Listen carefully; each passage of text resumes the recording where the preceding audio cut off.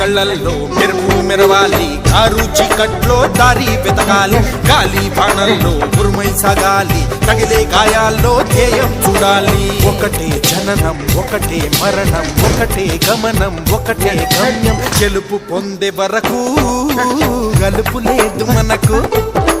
బ్రతుకు అంటే గెలుపు, గెలుపు కొరకే బ్రతుకు.